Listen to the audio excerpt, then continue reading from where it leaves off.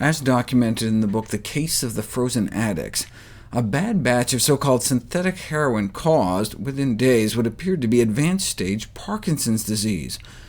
Thanks to a chemical contaminant called MPTP, young men and women were left trapped inside their bodies, near complete immobility and rigidity, in some cases left only able to move their eyes. The seminal paper ended with the silver lining, that maybe this will help us find the culprit in Parkinson's. Maybe there's a similar substance out there killing off our brain cells. Because of their structural similarity to MPTP, attention turned to a class of chemicals called beta-carboline alkaloids, such as harmine, also spelled harmane. And indeed, higher levels of these toxins are found in the brain fluid of Parkinson's patients.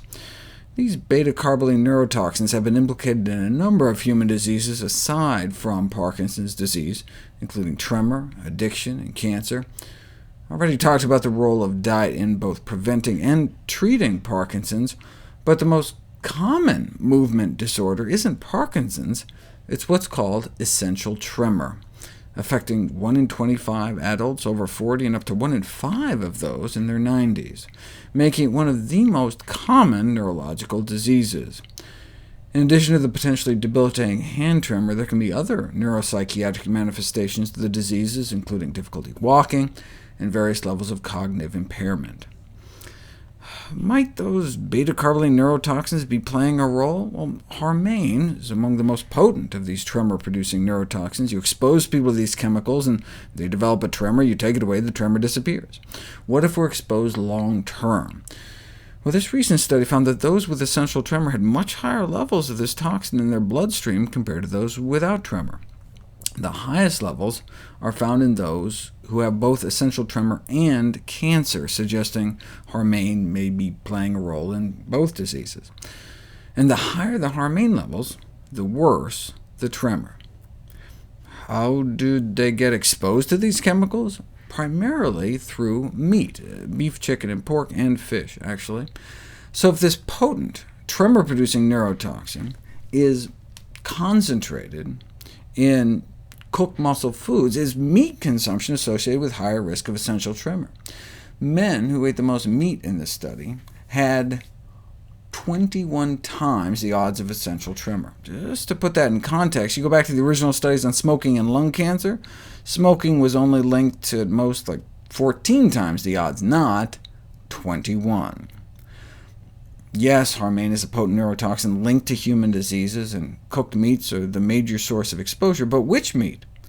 Like other heterocyclic amines, the levels may be highest in chicken.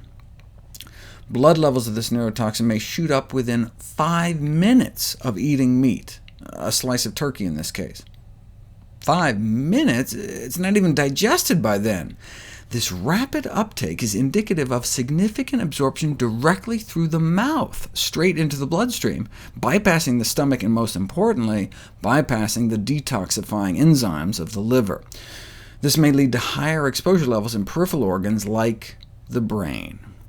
Due to its high fat solubility, harmane accumulates in brain tissue, and using a fancy brain scan called proton magnetic resonance spectroscopic imaging, higher harmane levels are linked to greater metabolic dysfunction in the brains of essential tremor sufferers. Harmane is also found in certain heated plants, like tobacco. Broiled chicken breast has about 13 micrograms, and cigarettes average about 1, so a half pack of cigarettes would expose us to almost as much of this neurotoxin as serving a chicken. Grilled salmon can have as much as chicken, though fried pork appears to be the worst, with fried reindeer not far behind in the top 5. I'd also suggest not eating too many butterflies.